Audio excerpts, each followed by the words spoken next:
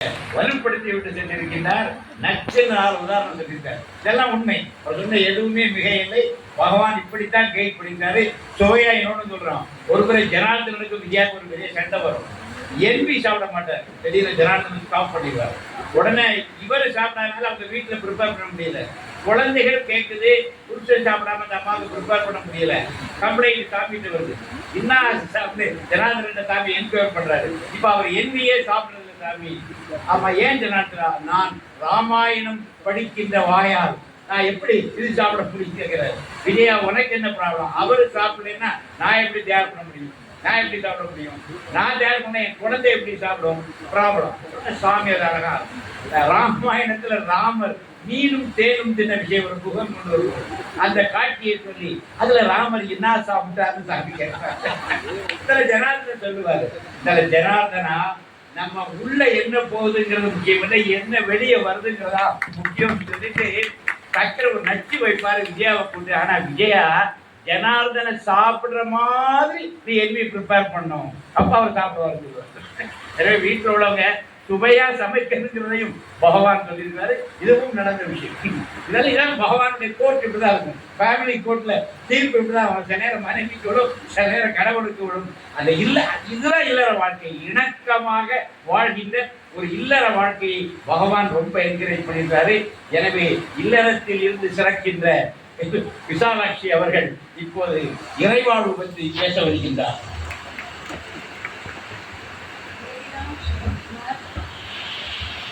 யோகிராம் சுரத்குமார், யோகிராம் சுரத்குமார், ஜெயகுரு ராயா அவையோர் அனைவருக்கும் முதற்கண் என் பணிவு கலந்த வணக்கங்கள்.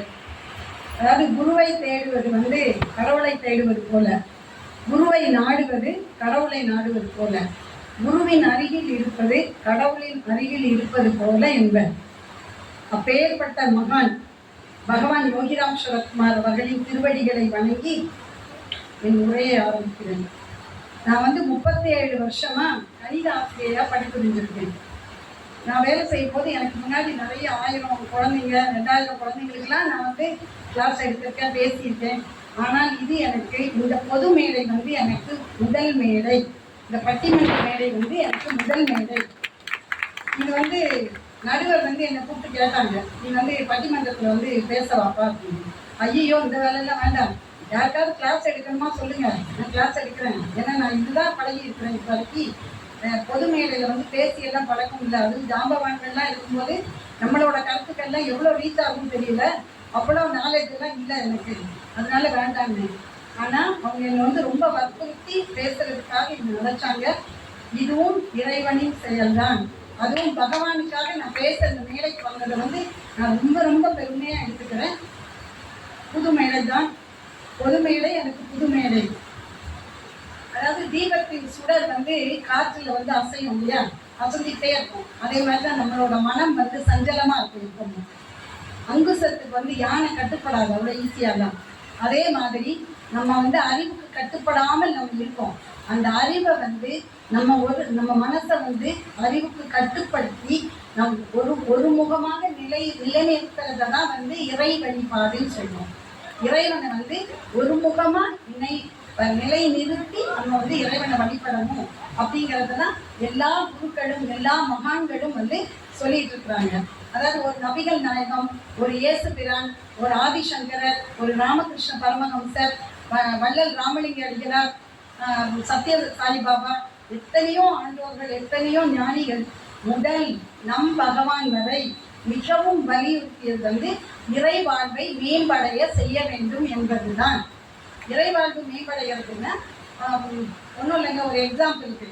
அதாவது நம்ம நடுவர் கொஞ்ச காலத்துக்கு முன்னாடி இன்குலாப் சிந்தாபாத் கம்யூனிஸ்ட்ல இருந்தாங்க. அப்போ இருக்கும்போது ஒரு விளையாட்டுத்தனமா 1995 நினைக்கிறேன், 1995 பகவானை பார்க்கறதுக்கு வந்தாங்க. அது இறை வாழ்க்கையில எப்படியாவது ஒன்று ஈடுபடுத்தணும் அப்படின்னு சொல்லி பகவான் அப்பவே முடிவு பண்ணிட்டாரு. ஆனா என்ன, இல்லறத்தோடு சேர்த்து பண்ணாரு. ஆனா இல்லறம் இருந்தாலும் இல்லறத்தை தாண்டிய ஒரு ஞான வெளிச்சம் இருக்கு அப்படிங்கிறதா இறை வழிபாடுன்னு சொல்லுவாங்க. அதாவது ஞானிகள் எல்லாம் அதுக்காக இல்லறமே வேண்டாம்னு சொல்லலை, இல்லறத்தாரை மட்டும் உருவாக்குவதற்காக ஞானிகள் வரவில்லை. அதையும் தாண்டி ஒரு ஞான வெளிச்சத்தை கொடுத்து இறை வாழ்வில் மேம்பாடடைய செய்ய வேண்டும் என்பதே நம் பகவானோட விருப்பமா இருந்தது. இறை வாழ்வில் மேம்பாடு அடைவதற்கு நம்ம என்ன செய்யணும்? அவர் இறைவன் அவர் அதுக்கு வந்து பகவான் வந்து சொல்லுவாரு ஃபாதர்ஸ் மிஷன் அப்படின்னு சொல்லுவார். அவர் ரொம்ப அடிக்கடி குறிப்பிடுறது ஃபாதர்ஸ் மிஷன். ஃபாதர்னா அவர் இறைவனுக்கு தான் கொடுக்கிறாரு இல்லையா? ஸோ ஃபாதர்ஸ் மிஷன்ங்கிறத வந்து கொண்டு செல்லணும். நம்ம இறைவனோட வழிபாட்டை இறை நாமத்தை வந்து நம்ம எடுத்து செல்லணும் அப்படிங்கிறது வந்து அவரோட முக்கிய நோக்கமாக இருந்தது. அவரோட அவதார நோக்கமே அதுதான். அவர் இல்லறத்துல இருந்தாரு. ஆனா அதுக்கப்புறம் அவர் வெளியே வந்து இறை வழிபாட்டுக்கு வந்ததுக்கு அப்புறம் நம்ம இப்போ ஒன்றும் இல்லைங்க, நம்மளோட வாழும் எக்ஸாம்பிள் நம்ம அன்னை மாதேவி அம்மா. அவங்க வந்து அவர் எப்பவும் சொல்வாரு என்னோட எட்டர்னல் ஸ்லேவ் அப்படின்னு சொல்லி ஒரு அன்னையை வந்து நமக்காக கொடுத்துருக்காங்க இல்லையா? ஸோ அதே மாதிரி நிறைய ஞானிகளை வந்து உருவாக்கியிருக்காங்க. அவங்க வந்து தன்னை வந்து இறை இறைவனுக்காகவே தன்னை அர்ப்பணிச்சு பகவானோட நாமத்தை வந்து எல்லா இடமும் பரப்பிட்டு இருக்காங்க. அதுதான் நம்ம வந்து ஒரு சின்ன விஷயம். அதாவது குந்தி தேவி வந்து ஒரு முறை என்ன பண்ணுவாங்க, அவங்க இது பஞ்சபாண்டவர்கள் எல்லாம் காட்டுக்கு போயிருப்பாங்க. காட்டுக்கு போயிருக்கும்போது இவங்க வந்து கிருஷ்ணரை பார்க்கணும்னு ஒரு நினைப்பு, கிருஷ்ணரை பார்க்கணும். அப்போ அன்னைக்கு ஏதோ ஒரு நல்ல நாள், ஒரு பால் பாயசம் வச்சு கிருஷ்ணரை வேண்டிக்கிட்டே இருக்கிறாங்க. கிருஷ்ணர் வந்துட்டார். நம்ம நினச்சிட்டே இருந்தாங்க, கிருஷ்ணர் வந்துட்டார். எப்பவுமே கிருஷ்ணன் லீலைகள்லாம் ஜாஸ்தி இருக்கு இல்லையா? இவங்க வந்து பாயாசம் பண்ணி ஒரு கோழையில பாயாசத்தை தான் பிள்ளைங்களுக்காக எடுத்து வச்சுட்டாங்க. எடுத்து வச்சுட்டு ஒரு கோழையை மட்டும் கிருஷ்ணருக்கு கொடுக்குறாங்க. கிருஷ்ணர் குடிச்சிட்டு சொல்றாரு, அருமையா இருக்கு பாயாசம், இன்னும் இருக்குல்ல அதையும் உணர்ந்து கொடுங்க அப்படின்னு சொன்னாரு. உடனே அம்மாவுக்கு வந்து குந்தி தேவிக்கு வந்து கொஞ்சம் யோசனையா இருக்காங்க, நம்ம பிள்ளைங்களுக்காக செஞ்சு வச்சோமே, எடுத்து வச்சோமே, நமக்கு எப்படி கொடுக்கறது. இருந்தாலும் கிருஷ்ணன் கேட்டார்ல, ஆனால் கிருஷ்ணர் எப்பவுமே லீலைகள் பண்ணுவார் இல்லையா? அவர் அதை வாங்கி மொத்த பாயாசத்தையும் குடிச்சிட்டாரு. குடிச்சோடனே எனக்கு ரொம்ப வருத்தமா இருந்தது. அதான் இல்லறம்ங்கிறது. ரொம்ப வருத்தமா இருந்தது, குழந்தைங்களுக்கு கொடுக்கலையே அப்படின்னு சொல்லி. அப்போ ஒரு அசிரியர் கேட்குது அவருக்கு, ஏன் கவலைப்படுற, நீ எனக்கு கொடுத்துட்டல, உனக்கு என்ன தேவையோ அதை நான் தருவேன் அப்படின்னு சொல்லி நீ உள்ள போய் பாரு, நீ என்ன நினைச்சியோ அதை இருக்கும் அப்படின்னு. அந்த கோடையில பாயாசம் அப்படியே இருந்துதான். இது வந்து ஒரு சின்ன இது, அதாவது ஒரு நொடியில இறந்து போகிற ஒரு அற்ப புழுவாக இறைவன் வந்து நம்மளை படைக்கல. நம்ம வந்து நமக்கு என்ன தேவை, இது தேவை, இன்னது தேவைங்கிறத அவர் நமக்கு கொடுத்து அதுல இருந்து அதை நம்ம கொடுக்கறத வந்து நம்ம இறைவனுக்கு நன்றி சொல்லணும் இல்லையா? அந்த நன்றி சொல்லதான் உன்னோட இறை வழிபாட்டுல உன்னை ஈடுபடுத்திக்கோங்க அப்படின்னு சொல்லி இன்சிஸ்ட் பண்றாங்க. எல்லா மக்களும், அதாவது எல்லா மகான்களும் வலியுறுத்துறது இதுதான். இன்பத்தில் மகிழாமல் துன்பத்தில் புகழாமல் விருப்பம், கோபம், பயம், எல்லாம் வெறுப்பு எல்லாத்தையும் விட்டு வெளியே வாங்க, இறை வழிபாட்டுக்கு வாங்கன்னு சொல்றாங்க. இறை வழிபாட்டுன்னு அவங்க வந்து வேற ஒன்று ரொம்ப ஸ்ட்ரெஸ் பண்ணி ப்ராப்ளம் எல்லாம் சொல்லலை. அதாவது ஒரு சின்ன நிகழ்வும், ஒரு மாடு வந்து ஒருத்தர் வந்து ஒரு மாடை விலைக்கு வாங்குறாரு. விலைக்கு வாங்கி அவர் வந்து உழவு தொழிலுக்காக ஈடுபடுத்திக்கணும் அப்படின்னு சொல்லி வண்டியில மாட்டி உழவு தொழிலுக்காக கொண்டு போனப்ப அந்த மாடு என்ன பண்ணுது, எங்கெல்லாம் குப்பை தட்டி இருக்கோ அது பக்கத்தெல்லாம் வேகமா போய் நின்றுக்குதான். இப்போ இவர் ஏன் அது வந்து அப்படியே ஓடி அங்கே போகுது அப்படின்னு யோசித்தப்போ அதுக்கப்புறம் தான் தெரிஞ்சுதான் அந்த மாடு வந்து அதற்கு முன்னால் குப்பை எடுக்கணும்ல, அந்த வண்டியில கூட்டப்பட்ட மாடு. ஸோ அதுக்கு வந்து என்ன ரெஜிஸ்டர் ஆயிருக்கு, தினம் வந்து நம்ம இந்த இடத்துக்கு வந்தோன்னு நிற்கணுங்கிறது அது ரெஜிஸ்டர் ஆயிருக்கு. ஒரு 5 அறிவுக்கே அவ்வளவு இருக்கும்போது நமக்கு ஒரு பயோகிளாக் இல்லையா? காலையில் 5:30 மணிக்கு சின்ன வயசுலேயே நம்ம சொல்கிறோம், 6 மணிக்கு எழுந்திரிப்பேன், ப்ரஷ் பண்ணிக்கோ, குளிச்சுட்டு அப்படியே சாமி கும்பிட்டு கோவிலுக்கு போ, இப்படியே நம்ம வருஷப்படுத்தி சொல்கிறோம் இல்லையா? இதெல்லாம் வரிசை கிரமமாக நம்ம பண்ணும்போது அந்த 5 அறிவு மாட்டுக்கே அவ்வளோ அறிவு இருக்கும்போது நம்ம 6 அறிவு படுத்த ஜீவன்கள் நம்ம எவ்வளோ நல்லா இருக்கணும். நமக்கு வந்து பகவான் வந்து வேற என்ன சொல்றாரு, நிறைய நாமம் சொல்லுங்கன்னு சொல்றாரு. நேற்று வந்து மாதேவி அம்மா வந்து ஈவினிங் வந்து ஒரு ஸ்பீச் கொடுத்தாங்க. அந்த ஸ்பீச்சில் நான் உட்காந்துருந்தேன். அப்போ சொல்லும்போது ரிமெம்பரிங் காட் ஆல்வேஸ் அப்படின்னாங்க. Remembering God is nothing but living with God. Living with God it means chanting நாமாஸ் அப்படின்னு சொன்னாங்க. அதாவது நாமத்தை சொல்லிக்கிட்டே இருக்க நம்மகிட்ட இருக்க ஈகோ, கோபம், வெறுப்பு, பயம் இது எல்லாமே நம்மளை விட்டு அகன்று விடும். அவங்க எனக்கு சொன்னதோட சாராம்சம் இது. அதாவது அந்த நாமம் என்ன நாமமா வேணா இருக்கலாம், ராமா ராமா சொல்லி, கிருஷ்ணா கிருஷ்ணா சொல்லி, கீதா என்ன வேணா சொல்லிடும். அந்த சொல்ற நாமம் வந்து அந்த நாமத்தை வந்து சேட் பண்ணிட்டே இருக்க உனக்கு தேவையற்ற எண்ணங்கள் உன்னை விட்டு விலகி விடும். அதுதான் இறை வாழ்வின் மேம்பாடு. பகவான் விரும்புறது எல்லாமே வந்து இறை வாழ்வுல நம்ம மேம்பாடு அடையணுங்கிறது தான் அவங்க இன்சிஸ்ட் பண்ணிட்டு இருந்தாங்க. அதாவது யோகிய வந்து நிறைய ஞானிகள் பார்க்க வந்தாங்க. அதுல வந்து ஒரு சிலர் நமக்கு தெரிஞ்சது சிலர், பட் தெரியாதது நிறைய இருக்கு. யோகி வந்து எப்பவுமே சொல்றாரு, இந்த பிச்சைக்காரனின் சிறு பகுதி தான் உலகம் அறியும், நான் செய்த வேலையின் பெரும் பகுதி யாருக்கும் தெரியவில்லை அப்படின்னு சொல்லி அடிக்கடி சொல்லுவாரு. அதே மாதிரி மிஸ்டர் மூஜி, ஞானி மூஜின் புகழ் பெற்றவர். அவர் வந்து ஜமைக்கால போர்ச்சுகல்ல இருக்கிறார். அவர் யோகித வந்து ஞானம் பெற்ற பிறகுதான் வந்து அவர் நிறைய ரிஷிகேஷ்ல வந்து நிறைய ஆசிரமங்கள்லாம் அமைச்சு, அதாவது நாமங்கள் எல்லாம் வந்து பரப்பிட்டு இருக்காரு.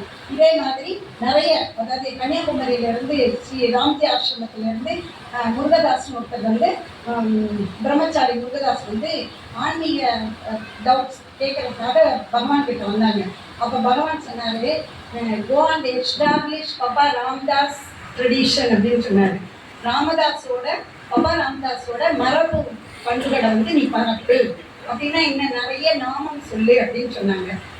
அதாவது காதலாகி கசிந்து கண்ணீர் மல்கி ஓதுவார் தம்மை நன்னெறிக்கு உய்ப்பது வேதம் நான்கிலும் மெய்ப்பொருளாவது நாதன் நாமம் நமசிவாயவே. தேவாரத்திலே சொல்லியிருக்கேன், நல்ல மனசு உருகி நாமம் சொல்லுங்க அப்படின்னு சொல்லி. அதை தான் வந்து நம்ம பகவான் இன்சிஸ்ட் பண்ணது வந்து நாமத்தை பரப்புங்க. நாங்கள் வந்து இந்த கொரோனா பீரியட்ல ரொம்ப கொடிய நோயோட நம்ம எல்லாம் அவஸ்தப்பட்டோம் இல்லையா, அப்போ ஒரு கூட்டு பிரார்த்தனை பண்ணலாம் அப்படின்னு நடுவர் அவர்கள் வந்து ஒரு வாட்ஸ்அப் குரூப் ஆரம்பிச்சாங்க. அப்போ முதல்ல ஒரு 32 பேர் தான் நாங்கள் சேர்ந்தோம். டெய்லி நாம சொல்லுவோம். ஏன்னா அப்போ வேலையே கிடையாது, வெளியே போக முடியாது, யாரையும் பார்க்கக்கூடாது, வீட்டுக்குள்ளேயே இருக்கணும். அப்போ நம்ம எப்படி பொழுத போக்குறது, நாமத்தை ஆரம்பித்தோம். டெய்லி நாம சொல்லுவோம், நாமத்தை போடுவோம். அது அவங்க வந்து ஒரு கணக்கு மாதிரி டெய்லி இருப்பாங்க, யார் எவ்வளோ நாம சொல்லியிருக்காங்க ஒரு நோட்ஸ் எல்லாம் இருப்பாங்க. அதுதான் இறை வாழ்வில் தன்னை வந்து ஈடுபடுத்திக்கிறதுன்னு சொல்லுது. ரொம்ப டெய்லி 11-12 வரைக்கும் உட்காந்து நாமத்தை யாராவது எவ்வளோ நாம எழுதியிருக்காங்க கணக்கு போடுவாங்க. அந்த 32 பேர்ல ஆரம்பிச்ச அந்த குரூப்பு இப்போ 500 பேர் இருக்கிறோம். நாங்கள் டெய்லி நாம பண்ணுவோம். அதுதான் சொல்லல, நம்ம பயோகிளாஸ் நம்ம வந்து நாம சொல்ல முடியலைன்னா கூட ஆட்டோமேட்டிக்காக நம்ம மனசு சொல்லிக்கிட்டே இருக்கு. யோகிராம் சுரத்குமார் நாமம் வந்து ஓடிக்கிட்டே இருக்கு. வாய்ப்பு சொல்லணும்னு இல்லை, நம்ம மனசுல வந்து ஆல்ரெடி அதில் நல்ல எக்ஸிஸ்ட் ஆயிடுச்சு, நம்ம மனசுக்குள்ள அது பதிஞ்சிருச்சு. அந்த நாமத்தை வந்து நம்ம சொல்லிக்கிட்டே இருப்போம். அதை தான் பகவான் மிகவும் வலியுறுத்தியது வந்து நாமம் சொல்லுங்க. நாமம் சொல்வது மூலமாக இறை வாழ்வில் ஈடுபட முடியும், இறை வாழ்வில் மேம்பாடு அடைய முடியும் அப்படின்னு சொன்னாரு.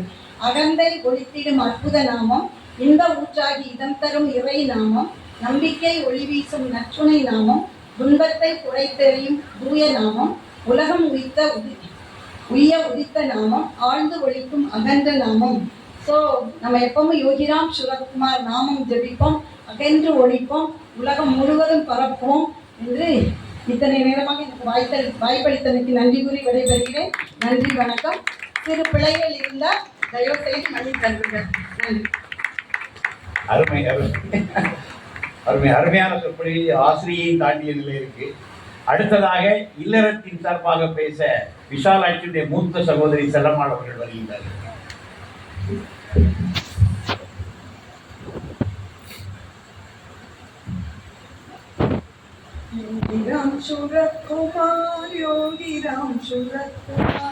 யோகிராம் சுரத்குமார் ஜெய குரு ராயா.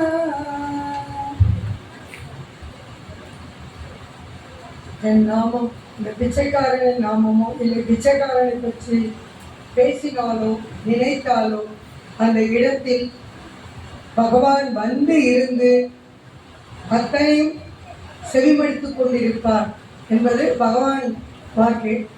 அதனால இந்த இடத்துல பகவான் இருந்து நம்மோடு இருந்து நாம் பேசும் ஒவ்வொரு வார்த்தையும் கேட்டுக்கொண்டிருக்கிறார்.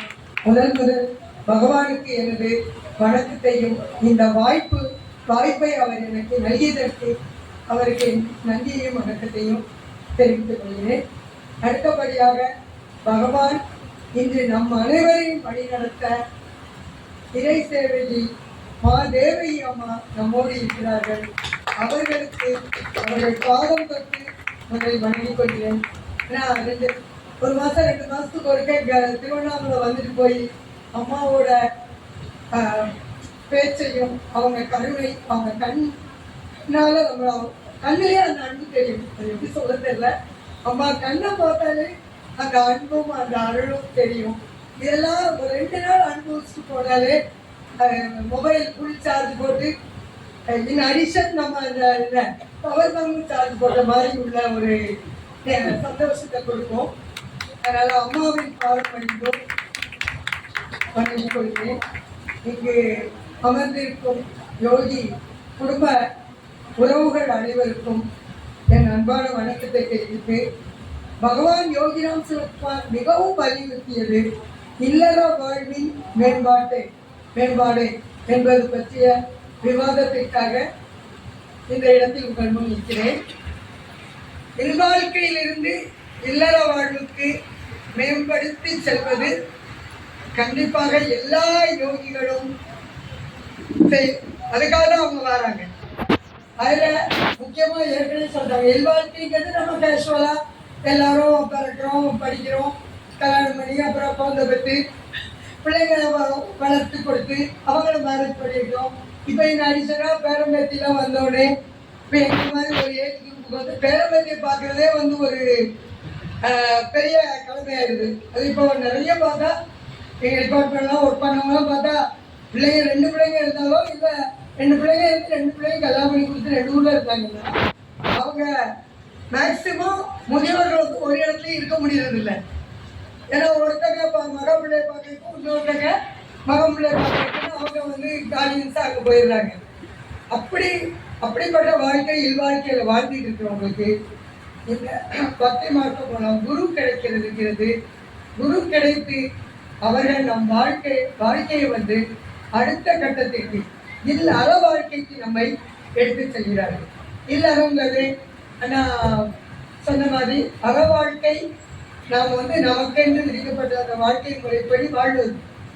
ஆனால் பகவானை சந்தித்த பின் அப்படி ஒரு தலைப்பு கொடுத்துட்டா கூட நல்லா இருக்கும். பகவானுக்கு முன் பகவானுக்கு பின். பகவானை சந்தித்த பின் எல்லோருடைய இல்வாழ்க்கை இல்லற வாழ்க்கையாக இன்னைக்கு பகவான் மாற்றி கொடுக்கிறாரு. இல்லற வாழ்க்கையை எப்போதும் வலியுறுத்துபவர் பகவான். நம்ம எல்லாருக்கும் தெரியும். ஏன்னா அவரே சொல்றாரு, நடுவர் நிறைய பாயிண்ட் வந்து அவர் எனக்கு எடுத்து கொடுத்தாரு. நான் வச்ச பாயிண்ட் அவருக்கு சொல்லிட்டாரு, ப்ராப்ளம் இல்லை. ஏன்னா அவர் சொன்னார் அடிக்கடி நாங்கள் வந்து 92, 93 பகவான் பார்த்துருக்கோம். முதல்ல அவர் பார்த்தாரு. அப்புறம் அவருக்கு எப்போ தோணாலும் ஒருத்தர் போய் போட்டு வாழ்வே மாயிட்டு சாமிட்டு தான் வருவார். ஏன்னா அவர் வந்து இளைய வாழ்க்கையிலேருந்து அடுத்த துறவர வாழ்க்கைக்கு போகணுங்கிற நினைப்பா என்னன்னு தெரியாது. அப்போ கொஞ்சம் போய் போட்டு சாமிட்டு வருவார். ஆனால் அவர் எப்பெல்லாம் வாழ்வே மாயிட்டு சாமிகிட்ட வாராரோ அந்த டைம் 2 நாள் அவர் உட்கார்ந்தாலும் நாம சொல்ல வைப்பாங்க ஒழிய பகவான் வந்து அவரை கூப்பிட மாட்டார். அதே மீறி கடைசி 2ஆம் நாள் அவருக்கு பாவம் பார்த்து கூப்பிடுவார். சாமி கூப்பிட்டாலும் அவர் கூப்பிட்டவனே கேட்குற முதல் வார்த்தை என்னவா இருக்கும்? ஆஃபீஸ் செல்லமான் அப்படிதான் கேட்பார். அவர் யாரை மறக்கணும், எது வேண்டாம், மாயை உலகம் மாயை செல்லமா மாயையும் மாயை அப்படின்ட்டு போவார். அவர் செல்லமா எப்படி இருக்கான்னு கேட்பாரு. எங்கே போக? நல்லா இருக்கா சாமி, செல்லமா வெரி நைஸ், அவ ஹெல்த்தை கேர் பண்ணிட்டோம் அப்படின்ற மாதிரி செல்லமாவை பற்றி பேசி அவரை வந்து நீ வாழ்க்கை மாயை இல்லை இல்லற வாழ்க்கையிலிருந்து நீ வந்து இறைப்பணியை செய்யணும்னு பகவான் எங்க வாழ்க்கையில வலியுறுத்த விஷயம் எப்பவுமே அது சொல்லுவாங்க. அதே இதை அவர் சொன்ன ஃபேமிலியோடு நாங்கள் வந்தா 20 நிமிஷம் 25 நிமிஷம் பகவான் உட்காந்து என்கிட்ட என் பொண்ணுகிட்ட அவர்கிட்ட அவ்வளவு எல்லா இதுவும் பேசி ரொம்ப கேஷுவலாக இருப்பாங்க. அதனால எங்க இல்லற வாழ்க்கையை தான் பகவான் எப்பவுமே மிகவும் வலியுறுத்தி இருந்தார். அதுக்கு இன்னொரு எக்ஸாம்பிள், ஒரு தடவை ராம்ஜி ஆசிரம், நாங்கள் ராம்ஜி ஆசிரமத்து மூலமாக பகவான் வந்தாங்க.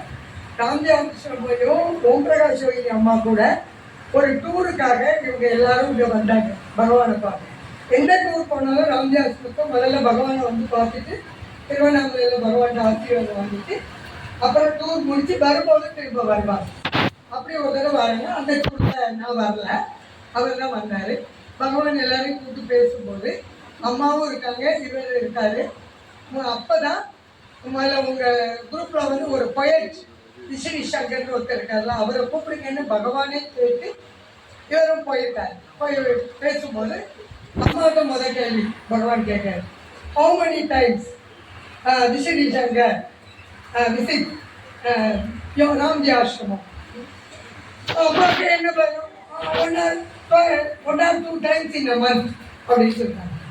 பகவானோட ஆங்கிலமும் பகவானோட அந்த மழலை குரலுமே ஒரு அழகு. கேட்டால் நமக்கே எப்படி ஆயிடும்.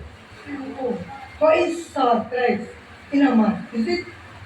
ஆமாம் அப்படின்னு ஆமாம் சொல்லுங்க. அடுத்த கேள்வி இவர்கிட்ட, நீங்கள் எங்கெல்லாம் போறீங்க இந்த டூரில் அப்படின்னு இவர்கிட்ட கேட்காரு. ஓம் பிரகாஷ் அம்மா வந்து ரொம்ப ஸ்ட்ரிக்ட். அவங்க இருக்கும்போது டூர் நடத்துறது அவங்க, இவர் பதில் சொல்றதுங்கிறது அங்கே உள்ள விதிப்படி தப்பு. அப்போ இவங்க அப்படி சாமி கேட்குறாரு, என்ன சொல்லுன்னு அம்மா மதுபாக்க அம்மா கண்ணை காட்டி சொல்லிட்டோன்னே இவர் எங்கே போகிறோன்னு லிஸ்ட் எல்லாம் வச்சுட்டார். 3வது கேள்வி அம்மாட்ட போகுது. யார்கிட்ட கேட்க வேண்டிய கேள்வி எதிர போகுது. அவர்கிட்ட கேட்குறாங்க அம்மாட்ட. ஓகே, ஹவு செல்லம்மாள் அசிஸ்ட் விசிறி சங்கர் இன் ரைட்டிங் போயம்ஸ் அப்படின்னு ஓம் பிரகாஷ் அம்மாட்ட. அவங்க என்ன பதில் சொல்லுவாங்க, சரி அவர் எப்படி கவிதை எழுதுறாரு, இவா எப்படி ஹெல்ப் பண்ணுறான்னு அம்மாவுக்கு தெரியுமாங்க. ஆனால் அம்மா சிம்பிளா ஹீ ரைட்ஸ் தி திங்ஸ் அப்படின்னு சொல்லிட்டாங்க. உடனே பகவான், ஓ ஹீ ரைட்ஸ் தி திங்ஸ், இந்த மாதிரி he rights the things, he rights the things. இதை சொல்லது வந்து அந்த வார்த்தைகளோ அந்த வைப்ரேஷனோ அது வந்து வார்த்தை படிக்க முடியாது. அவர் அப்படி சொல்லவும் அப்படி ஒரு வைப்ரேஷன். பெருமை அப்படி இல்லை, அவர் எழுத நாம் பாடங்கிறது அன்னைக்கு பகவான் சொன்ன இந்த அளவுக்கு பாடியிருப்போமா எழுதியிருப்போமான்னு தெரியாது. ஆனால் அதுக்கப்புறம் ஒரு பாடலில் சொன்ன மாதிரி, உன் ஆழ்வார்கள் நால்வர்கள் தந்தது போல் உன் தேவாரம் பாசூரம் தருவோம் யாமே அப்படின்னு ஒரு பாடல் வரி உண்டு. அந்த பாடலை பகவான் முன்னால் நாங்கள் பாடியிருப்போம். உண்மையில இன்னைக்கு வரைக்கும் பகவான் வந்து ஆழ்வார்கள் நால்வர்கள் சொன்ன மாதிரி ஆழ்வார் பாசுரம், சுரதானுபூதி, சுரத கவசம், சுரதாஷ்டகம்ன்ற மாதிரி அத்தனை வடிவங்களையும் பகவான் கொடுத்துக்கிட்டே இருக்காரு. இன்னைக்கு அவர் எழுத நான் பாடுறது இதை நாங்கள் அன்னைக்கு எதிர்பார்க்கல. ஆனால் இன்னைக்கு சொன்ன மாதிரி உலகம் முழுக்க அவரோட நாமத்தையும் அவர் பாடலையும் பாடக்கூடிய ஒரு வாய்ப்பை பகவான் கொடுத்தாருன்னா அது வந்து அவரோட அருள் தான், அந்த வாழ்த்து தான். அது நாட் ஓன்லி திங்ஸுங்கிறது எங்கள் பாடலுக்கு எழுத்துக்கு மட்டும் இல்லை, ஒரு கணவன் மனைவிங்கிறவங்க எப்படி வாழணும் அப்படிங்கிறதுக்கான ஒரு வார்த்தை. இயலும் இசையுமா அவர் எழுத நீ படிக்கிறது ஒரு குடும்ப வாழ்க்கை இருக்கு. இயலும் இசையுமாக 2 பேரும் ஒத்திசைந்து வாழ்வதுங்கிறத பகவான் அன்றே எனக்கு வலியுறுத்தினார். இதுக்கு மேலே வந்து ஒரு இல்லற வாழ்க்கை தான் பகவான் வலியுறுத்தினார்னு சொல்லிட்டு எத்தனையோ இருக்கலாம். ஆனால் எங்கள் வாழ்க்கையில் பகவான் எல்லாருமே சொன்னாங்க, எங்கள் வாழ்க்கை அண்ணா பேசுனாங்க, என் தகையே பேசுனான், உண்மையிலே கரெக்டு தான். ஆனால் இல்லற வாழ்வில் இருந்து இறைப்பணியை செய்வதற்கும் இறைவனை அடைவதற்குமான ஒரு வழிகாட்டுதலை பகவான் பார்த்ததுக்கு அப்புறம் நாங்கள் எங்கள் வாழ்க்கையை 32 வருஷமாக பகவான் நாமத்தை சொல்லி பகவான் நாமத்தை சொல்லி என் மருமகன் அடிக்கடி சொல்லுவார், எங்கள் வீட்டு சாப்பாடு எல்லாமே பிரசாதம் தான். ஏன்னா எங்கள் அத்தை கிச்சனில் இருந்தாலும் நாமா சொல்லிட்டு இருப்பான், காய் நறுக்கினாலும் நாமா சொல்லுவான், வீட்டுக்கு இருக்கிறாலும் நாமா சொல்லுவாங்க. அந்த மாதிரி எங்கள் குடும்பமே வந்து எங்கள் நாமத்தை பார்த்து எங்களுடைய இறை வாழ்க்கையை பார்த்து எல்லாருமே இன்னைக்கு இந்த யோகிராமன் கோயிலுக்கு எங்கள் ஃபேமிலியோட அத்தனை பேர் இருக்காங்க. ஏன்னா நாங்கள் எங்கே போனாலும் பகவான் இல்லாமல் போக மாட்டோம். எங்கள் குடும்ப நிகழ்ச்சியாக இருந்தாலும் எதாக இருந்தாலும் பகவானோடு தான் போவோம். பகவான் நாமம் பஜனை இல்லாமல் எங்களோட விசிட் இருக்காது. பேசினாலே நாங்கள் பகவானை பற்றி தான் பேசிட்டு இருக்கோம். அந்த மாதிரி எங்கள் வாழ்க்கையை வச்சிருக்காரு. முழு உதாரணமாக பகவான் வலியுறுத்தியது இறை வாழ்க்கை இல்லற வாழ்க்கைன்னு நாங்கள் உணர்ந்து செயல்படுறோம். சும்மா எனக்கு மந்தையிலேருந்து நடுவர் வந்து சொல்லிட்டே இருக்காரு, செலவாக்கு தான் மணி அடிக்கிறது, செலவாக்கு மணி அடிக்கிறது. அந்த மணி அடிக்கிறதுலாம் ஓகே, இந்த மணி நான் பகவானை பற்றி பேசுகிறேன், அடிக்கக்கூடாது, நான் பேசி முடிச்சா வெளியிருப்போம். அடுத்தபடியாக பகவான் வந்து ஏன்னா இவர் வந்து சோழாதிபதி சொல்லியிருக்காரு என்னன்னா, மனைவி மக்கள் சுற்றம் எல்லாம் மாயை என்னும் தடத்தை மாற்றி குடும்பம் நட்பு குலங்கள் எல்லாம் நலமாய் நாமம் சொல்லிட வைத்தார். இந்த மாதிரி அவரே மனைவி மக்கள் சுத்தம் எல்லாத்தையும் மாயை என்னும் தடத்தை மாற்றி உன் நாமத்தை சொல்லிட வைத்தாயின்னு சொன்ன மாதிரி இன்னைக்கு நாம சொல்லிட்டு இருக்கோம். அதே மாதிரி அடியார்க்கடியார் எழுதிய அந்த நட்சத்திர மலர் மாலை பாடம் அதிலே அவர் சொல்லுவார், இல்லறத்தின் உயர்வு கூறும் ராம் சுரத்குமார் யோகி நம்மை நல்லறத்தில் நிலைக்க வைப்பார். ராம் சுரத்குமார் யோகி அவரே சொல்லியிருக்கார், இல்லறத்தின் உயர்வு தான். ஏன்னா நமக்கே தெரியும் எத்தனையோ தம்பதியர்கள் வந்து குடும்ப மனக்கசப்புலையோ சண்டை போட்டு பிரியணும் விவாதத்துக்கு போகிற லெவலில் கூட போயிருக்கவங்க எல்லாம் பகவான் அவர் கூட ஒரு மாசக்கணக்கில் இருக்க வச்சு அவங்களுக்கு அவங்க மனதை மாற்றி இன்று வரை அவர்களை தம்பதியராக வாழ வைத்திருக்கிறார் பகவான். அதான் பகவான். அதே மாதிரி எதிரணி தலைவர் சொல்லும்போது நேரிலா பெருமாள்ராஜ் ஐயாவை பற்றி பேசுகிறாங்க. பெருமாள்ராஜ் ஐயாவை அவருக்கு இத்தனை இறை அனுபவங்கள் எல்லாத்தையும் காட்டியது அவர் இல்லற வாழ்க்கையில் இருந்தவர். அவருக்கு பகவான் இறை அனுபவத்தை காட்டினார்.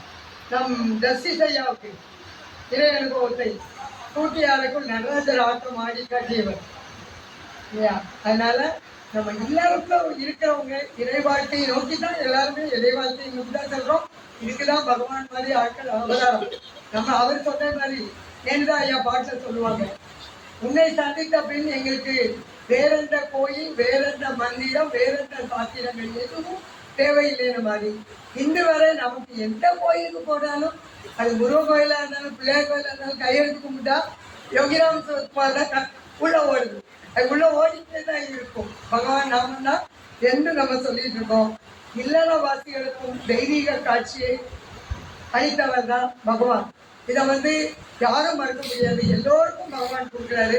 இதே நடுவருக்கு நிறைய பகவான் வந்து கிருஷ்ணராகவும் சிவனாகவும் காட்சி கொடுத்துருக்காரு. ஒவ்வொரு இடத்துக்கும் ஒரு தடவை பிரசாதம் கொடுக்கும்போது அவரோட ஜோனா பையன் எடுத்து அப்படி உள்ள பழத்தை வச்சு it is Lord Arunachaleswarar prasad, go and distribute to all all all அப்படின்னு பகவான் சொல்லி கொடுத்தது. அருணாச்சலேஸ்வரர் பிரசாத்னா என்ன அர்த்தம்?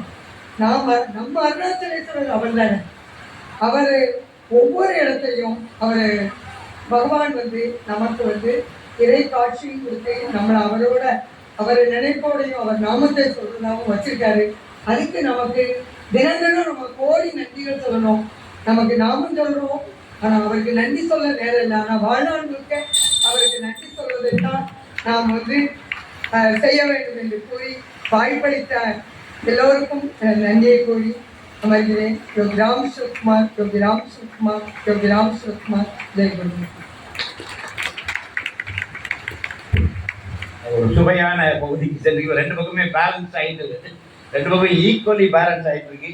எனவே நம்முடைய இறை வாழ்வின் மேம்பாட்டுக்கு என்கிற அடியை மேலும் நிறைந்திருந்த சுரதவன் யோகி வனம் கரூர் மாரிதாசன் அவர்கள் பேச வருகிறோம்.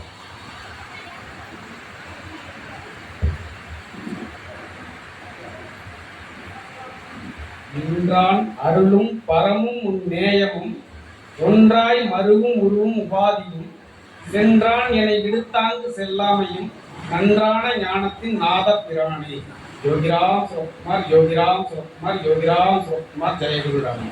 யோகிராம் சுரத்குமார், யோகிராம் சுரத்குமார், யோகிராம் சுரத்குமார், ஜெயகுருராம. அன்னை மாதேவி மாதா கி ஜெய்.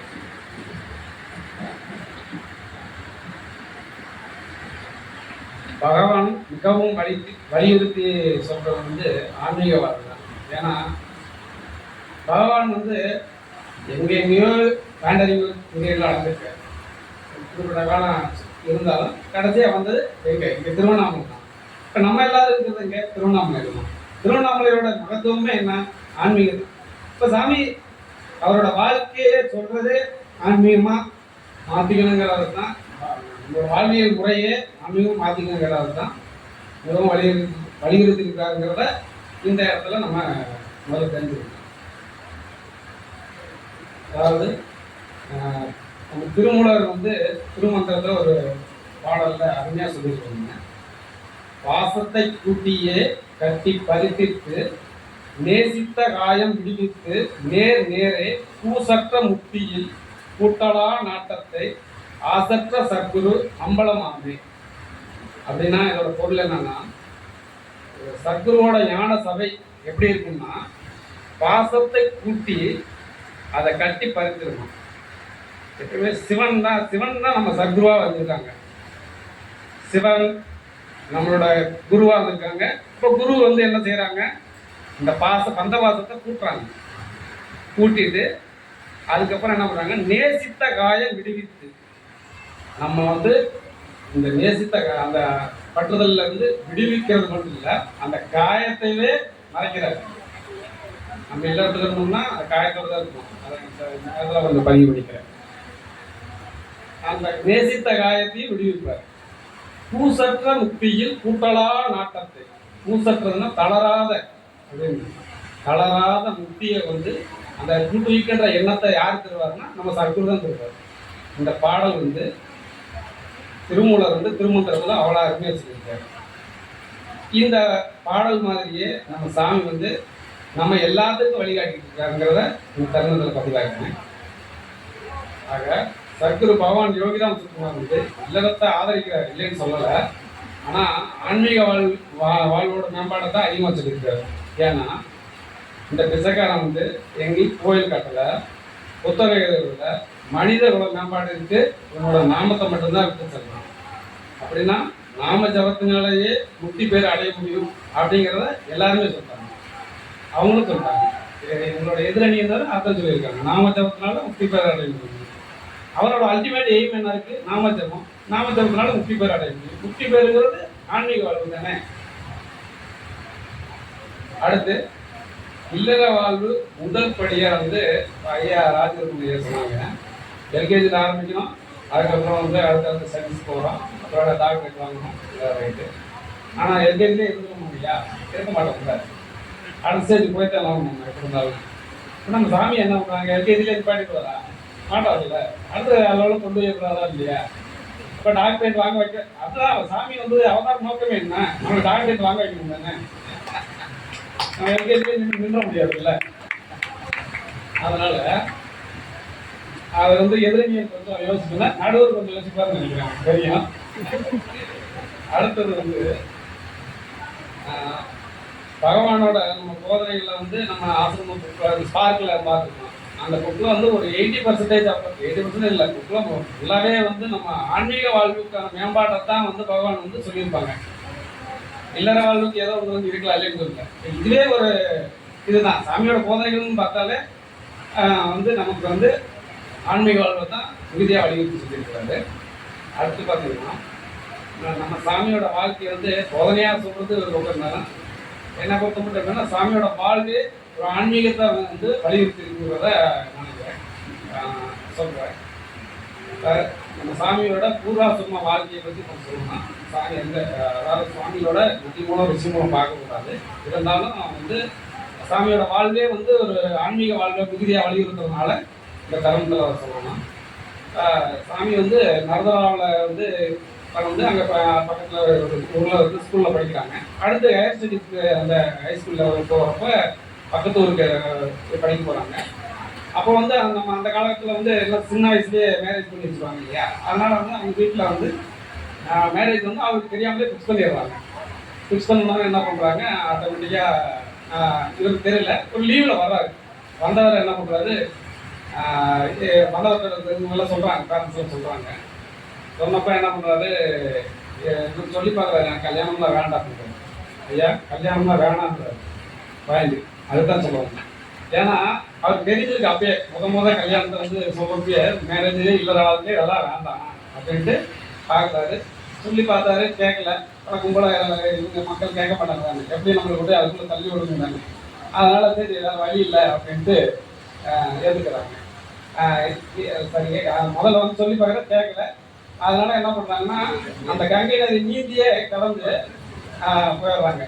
அதை முதல் சாமியோட ஃபர்ஸ்ட் மேரேஜ் ஃபிக்ஸ் ஆனப்போ வந்து அதை சொல்லி பார்த்து கேட்கல, அவர் கங்கை நதி கடந்து போயிடுறாரு, இதாகிடுறாரு.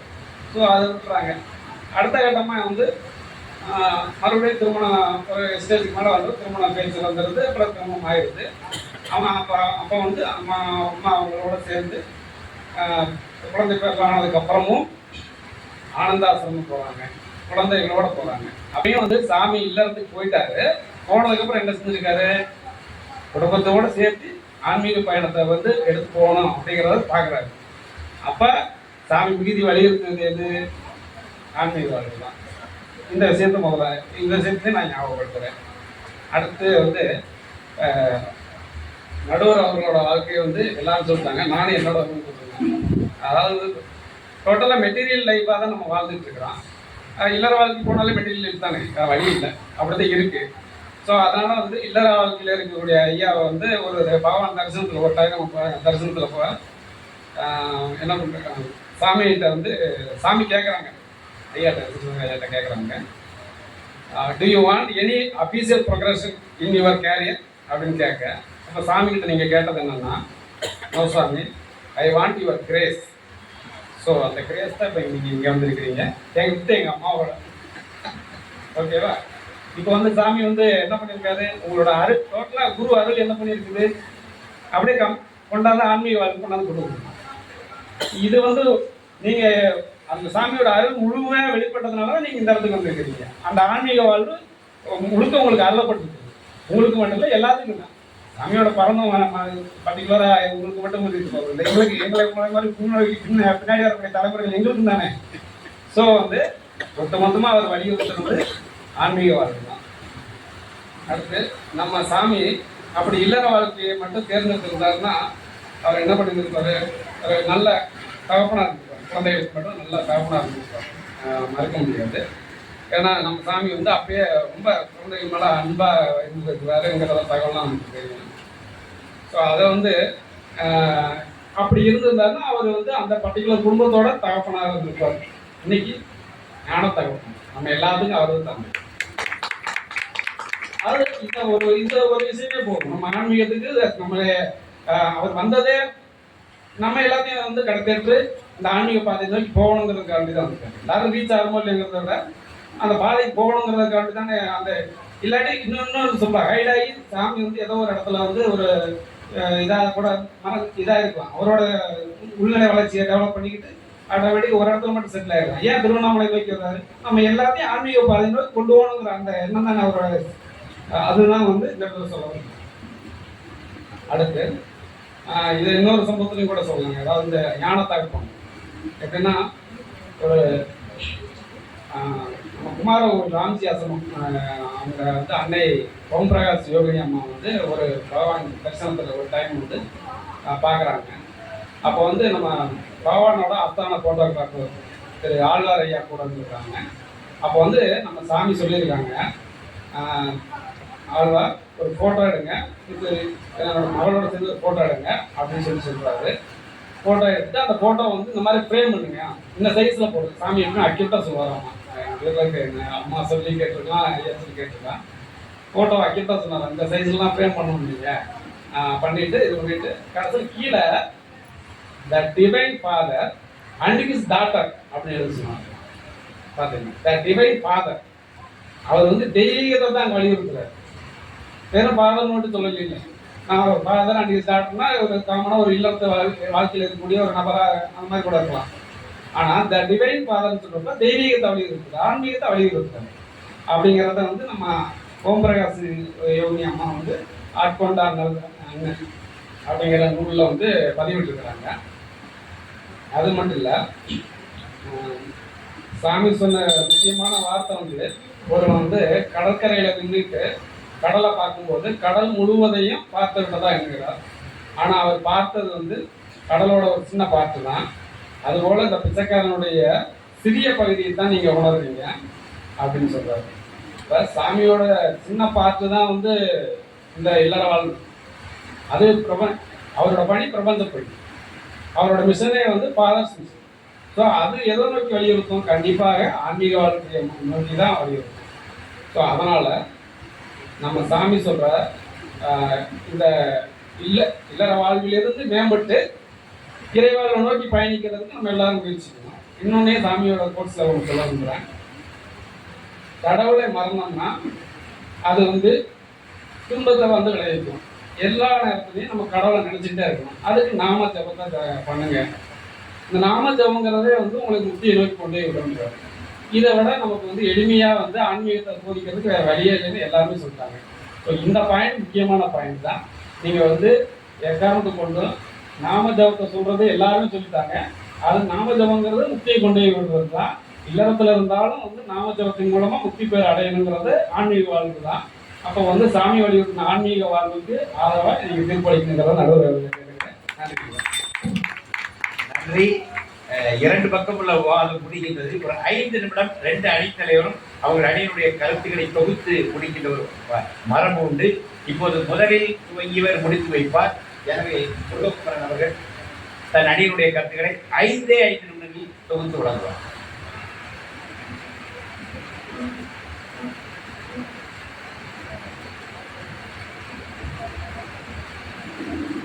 அனைவருக்கும் வணக்கம்.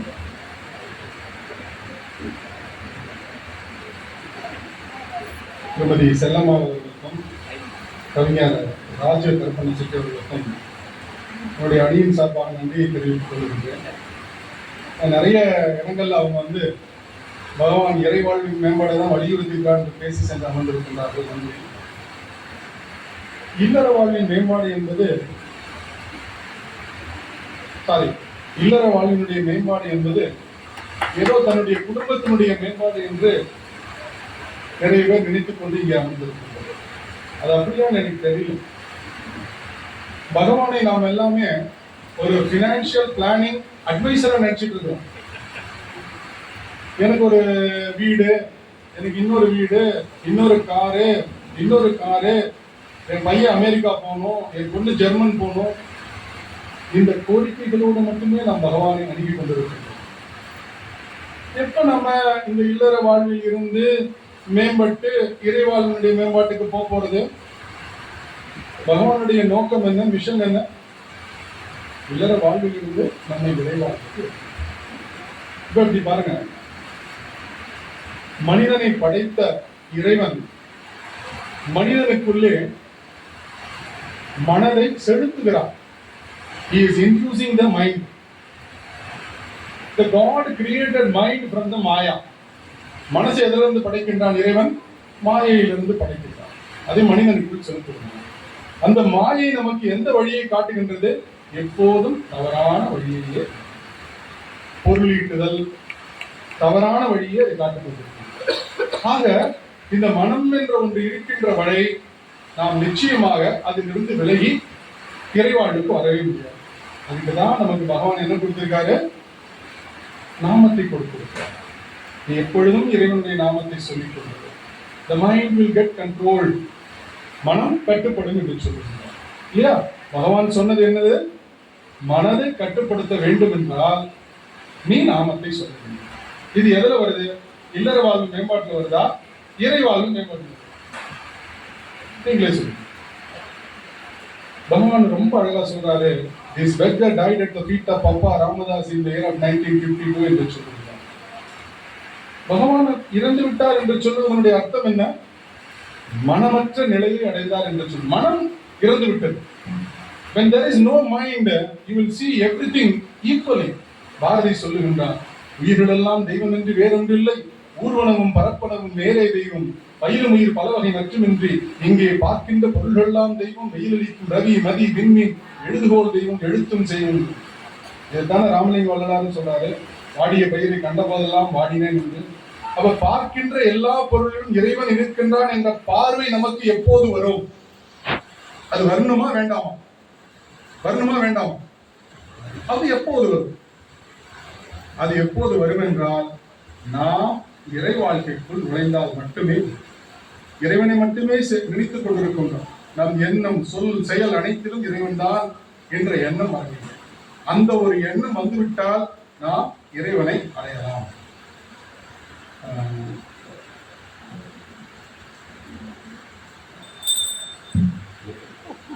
பட்டினத்தார் ரொம்ப அழகா சொல்றாரு, அறந்தான் இயற்றும் அதனினும் கோடி அதிகம் இல்லறம் புறந்தான், அவனின் சதகோடி உள்ள பிறவுடையோன் என்று சொல்லுகிறார். அதே போல தாயுமானவர் ரொம்ப அழகா ஒண்ணு சொல்றார். இதோட சொல்லி நான்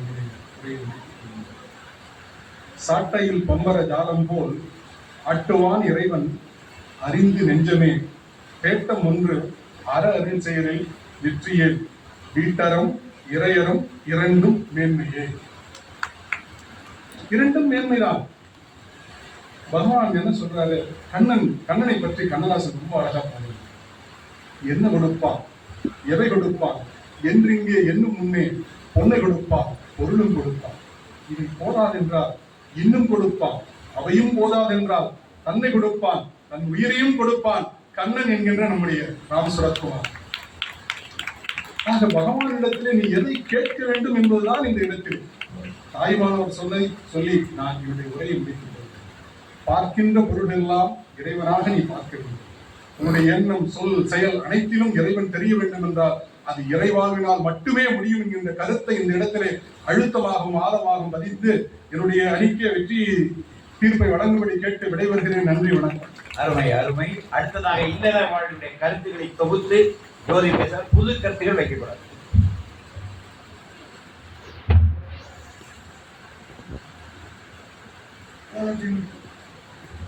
கருதி ஒரு 5 மணிக்கு தம்பி வந்தாரு, திட்டினாரு.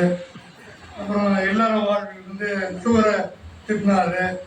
அவரு ஆட்டு கடிச்சு மாட்டு கடிச்சு கடைசியில நடுவரையே திட்டிட்டு என்ன இல்லற வாழ்வில் இருந்து இறை வாழ்வுக்கு வந்து நடுவர் எப்படி இல்லற வாழ்வின் மேம்பாட்டுக்கு செல்லமாக அனுமதிக்கலான்னு அதான் நான் சொல்றேன். இல்லற வாழ்வு வந்து மேம்பாடு அடைஞ்சதுனாலதான் இறை வாழ்வுக்கே வந்தாங்க. அதை நீங்க புரிஞ்சுக்கணும். அதனால இல்லற வாழ்வு மேம்பட்டதுனாலதான் அவர் இறை வாழ்வுக்கு வர முடிஞ்சது. தம்பி நான் நிறைய பேசுற டைம் இல்லை. அப்புறம் என்னுடைய பணியிலிருந்து செல்லம்மா சொன்னாங்க, கண்ணிலே அன்பு இருந்தால் அம்மாவுடைய கண்ணில் அன்பை பார்த்தா. இப்போ நானும் ஒரு கண்ணாசன் சொல்றேன், கண்ணிலே அன்பு இருந்தால் கண்ணிலே தெய்வம் போகும். அது என்ன, நீங்க தனியா இலையை நோக்கி போக வேண்டியது, அன்பு கண்ணில் வச்சுங்க, இறைவன் உங்களுக்குள்ள வரான். நீங்க தனியா அது போக வேண்டிய அவசியம் இல்லை. இப்போ எல்லாம் மழை காலம், சிம்பிளா ஒன்று சொல்லணும். மழை தூரிட்டு இருக்கு, வீட்டுக்காரர் வெளியே போயிட்டு நினைச்சிட்டு வராரு. மனைவி பார்த்துட்டு ஒரு துண்டு ரெண்டு, ஐயோ இல்லையே இவர் நினைச்சிட்டு வராரு அப்படின்னு சொல்லாம தேடாம தன்னுடைய முந்தானையை எடுத்து மனைவி தொடச்சு விட்டான்னா அந்த மனைவி தாங்க இறைவன் கணவனுக்கு. இதை விட என்ன சொர்க்கம் இருக்கு? அந்த மனைவி தான் இறைவன். அப்படி இதே மாதிரி கணவன் ஒரு கஷ்டப்படும் போது மனைவி எப்படியோ, இப்படி மனைவி ஒரு துயரப்படும் போது கணவன் என்னுடைய அணியில் சொன்னாங்க, தேங்காய் தெரிய கொடுத்தோம், இது பண்ணி கொடுத்தோம். அப்ப அந்த கணவன் அவளுக்கு இறைவனா தெரியும். இல்லற வாழ்வுள்ள அந்யோன்யம் இருந்தா இதே சரியா உங்களுக்கு இறை வாழ்க்கை ரொம்ப அருமையா அமைஞ்சது. அதுக்குதான் வரவங்கள யோகி. நான் சொல்ல விசீலம் படித்துணை அப்படிங்கிற ஒரு புஸ்தகத்துல ஒரு தமிழர் சரஸ்வதி ராமநாதன் சொல்றார், தன்னிடம் வந்த பல குடும்பங்களை உலகாக இணைத்தவர் யோகி. பல தம்பதிகளின் வெற்றிக்கு ரகசியங்கள் சொல்லி தான் கற்றுத்தந்தார் அப்படின்னு சொல்றார். அப்ப இல்லற வாழ்க்கையின் வெற்றியின் ரகசியங்களையே நம்ம பகவான் தான் சொல்லி கொடுக்கிறோம். அப்ப இறைவன் பகவான் மிகவும் வலியுறுத்தியது இல்லற வாழ்வின் மேம்பாடு தான் அப்படிங்கிறதுக்கு ஒரே ஒரு பாடம். ஆதரவான வார்த்தைகள் பேசி அருமை மிகுந்த மனைவியை பேசி அன்பெனும் பாடத்தை அவளிடம் வாசி, கொலை விடவா உயர்ந்தது காசி என்று சொல்லி நடத்திற்கு வானிலை எச்சரிக்கை மாதிரி நடுவர்களுக்கு எச்சரிக்கை. நான் பேசிட்டு அப்படியே ஈரோடு போயிடுவேன். முருகுக்கு தான் உசூருக்கு நடுவர் தீர்ப்பு சொல்லிட்டு செல்லமாவோட தான் ஆசிரியர் போகணும், கொஞ்சம் யோசிச்சு தீர்ப்பு சொல்லிட்டோம் அப்படின்னு ஒரு எச்சரிக்கை சொல்லி நல்ல வாய்ப்பு கொண்டு விடைபெறுகிறேன். நன்றி. யோகிராம் சுரத்குமார், நல்ல ஒரு சுவையான வாதம், அருமையா 2 அடிமை நான் பாராட்டுறேன். இந்த பாயிண்ட்ஸ் போட்டு பார்த்தா, அக்கௌண்ட்ஸ் போட்டு பார்த்தா ஆல்மோஸ்ட் பேலன்ஸ் ஆகும். 2 பக்கம் வந்து இருந்து நாம கொஞ்சம் எடுக்கணும். இன்றைய இந்த பட்டிமன்றத்தில் இருந்து நாம என்ன எடுக்கணும், அதான் என்னுடைய தீர்ப்புரையில் அதை தான் அடிப்படையாக வச்சுக்கோம். என்ன பாயிண்ட்னா, பகவான்கிட்ட வந்ததுல மெஜாரிட்டி பேர் யாரு? இல்லறத்தான். சுவாமியை நாடி வந்தவங்க யாரு? இன்றைக்கும் சுவாமி பக்தர்களை மெஜாரிட்டி யார் தான் இருக்கும்? இல்லறத்தான் தான் இருக்கும். சுவாமி முதல்ல என்ன பண்றாரு? இல்வாழ்க்கையே இல்லறமாக வாழ்ந்தது. இதை அவர் சிறக்க வைக்கிறார். அதனாலதான் நான் டைவர்ஸ் நான் நோ சொல்றேன். சண்டை போட்டு இருந்தவங்க எல்லாம் சேர்த்து வச்சார். ஒரு கட்டத்துல சுவாமிகிட்ட ஒரு ஆன்மீக உலகத்தில் கேட்டார், ஏன் சாமி நீங்க இந்த வேலையெல்லாம் பாக்குறீங்க? கணவன் மனைவி கூட சண்டை இருந்தால் அவங்களுக்குள்ள ஒன்று சேருவாங்க, இல்லாட்ட ஓடுவாங்க. நீங்க ஏன் சாமி இதுல எல்லாம் போய் பஞ்சாயத்து பண்ணிட்டு இருக்கீங்க? அப்போ பகவான் ஒரு வார்த்தை சொன்னாரு, திஸ் பெகர் இஸ் டிவினைசிங். அதாவது எல்லாத்தையும் மனித உறவுகளை harmonise, harmonise. This beggar is doing harmonising human relationship. ஆன்மீகத்தில் அது முக்கியமான பணி. இந்த ஹோல் வேர்ல்டு காஸ்மோஸையே ஹார்மனைஸ் பண்ணணும். அந்த காஸ்மோஸையே ஹார்மனைஸ் பண்றவங்க ஒரு கணவன் மனைவி ஹார்மனைஸ் பண்ண மாட்டாங்களா? அவங்கள பொறுத்தவரை அதுவும் அவங்களுடைய divine work, part of their divine work. இப்போ பகவான் யோகிராம் குமார் காஸ்மிக்கான ஒர்க் பண்ணார். ஆல்ரைட், பெகர்ஸ் ஒர்க் காஸ்மிக் சொன்னாரு. ஆனா அந்த காஸ்மிக் ஒர்க்குக்குள்ள இந்த கணவன் மனைவி சண்டையும் அடக்கும். உங்களையும் டிவினைஸ் பண்றாரு, உங்களை ஹார்மனைஸ் பண்றாரு, ஹார்மனைஸ் பண்ணி உங்களை டிவினைஸ் பண்ணிடுறாரு. இதான் சார் பகவான் அழகா பண்ணார். குடும்ப சண்டைகளோடு வந்தவர்கள், நீ துளசி பூஜை பண்ணுமா, துளசி நீ சுத்த சுத்த சுத்த போனவன் திரும்பி வருவான் அப்படின்னு சொல்லி பல குடும்பங்களை சாமி இணைத்தார். அப்ப இது என்னது? ஹார்மனைசிங் த ரிலேஷன்ஷிப். இது எதுக்கு? அடுத்த கட்டத்துக்கு எங்க போகுது? டிவினைஸ். அது ஒரு பாயிண்ட் அழகா வந்து, இல்லறம் என்பது எல்கேஜி, இறை வழிபாடு என்பது டாக்டர். ரெண்டு பேருமே ஒத்துக்கிட்டாங்க. That is correct. அப்போ அது ரெண்டு பேரும் என்ன ஒத்துக்கிறாங்க? இல்லற வாழ்வில் மேம்பட்டு நின்றுவிட முடியாது, அது இறை வாழ்வாக கழிய வேண்டும்.